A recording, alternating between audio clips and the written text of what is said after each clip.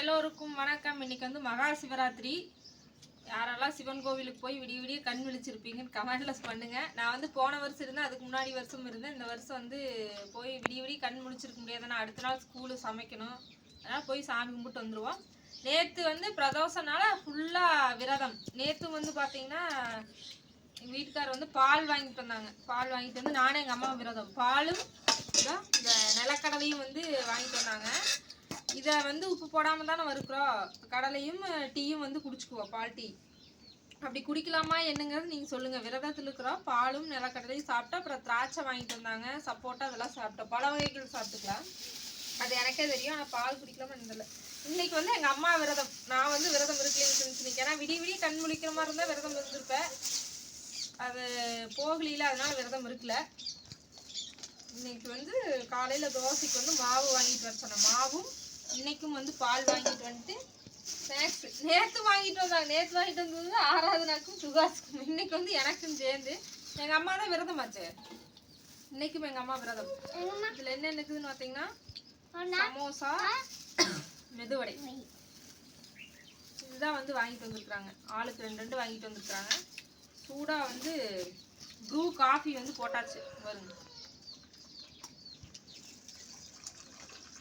காலையில் எவ்வளோ ஸ்நாக்ஸ்ன்னு பார்த்தீங்களா? நேற்று விரதம் இருந்ததுனால கடலக்கொட்டையும் டீ காஃபியும் குடித்தேன்.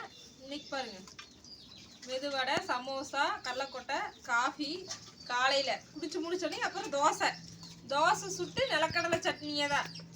இதுலேயும் பாதி கடலை எடுத்து சட்னி அரைச்சி 3 பேர் சாப்பிட்டுப்போம். ஏறாதுண்ணா எப்படி சாப்பிட சொல்லிக்கிறேன் நான். அங்கே வர கீழே எதுக்கு அப்படி பண்ணிட்டு இருக்கிற வாய?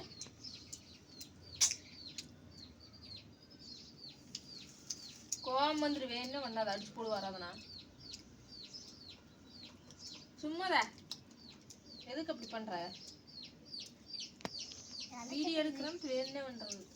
அடிச்சு போடுவேன், மெதுவாக சாப்பிடுவேன். ஓகேங்க ஃப்ரெண்ட்ஸ், வாங்க. சூடாக ப்ரூ காஃபி.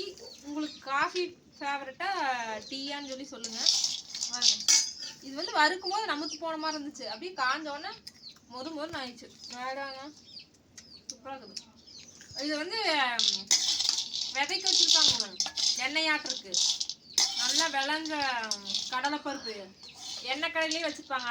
இது வந்து 1 கிலோ எவ்வளோ சொன்னாங்கன்னா 180ங்களாமா. இந்த பருப்பு கம்மி விலைக்கு இருந்துச்சு, இவ்வளோ ஏறிடுச்சுங்க ஃப்ரெண்ட்ஸ் ஒரே டைமில். அரை கிலோவே 90 ரூபா. பார்த்துங்க, அன்னைக்கெல்லாம் 70-60 ரூபாய்க்கு வாங்கிட்டு இப்போ 90 ரூபாயாமா. ஓகே, உங்கள் வீட்டில் காலை உணவு என்ன அப்படின்னு சொல்லி சொல்லுங்கள். வாங்க குரூப் காஃபி குடிக்கலாம். ஒரு சின்ன வீடியோ அப்படின்னு டெய்லி வந்து எப்படி சொல்கிறது, ஒரு சிலர் டெய்லியுமே கடையிலேயே டீ காஃபி வாங்கிக்குவாங்க, இந்த மாதிரி ஸ்நாக்ஸ் வாங்கிக்குவாங்க ரெகுலராக. ஒரு சில பக்கம் நடக்கும். பங்களாபுரிலேயே நிறைய பேர் அப்படித்தான். நாங்களே ஏதாவது ஒரு டைம் இப்படி கலைஞர் வாங்குவோம். நீங்கள் எப்படி அப்படின்னு சொல்லி சொல்லுங்கள்.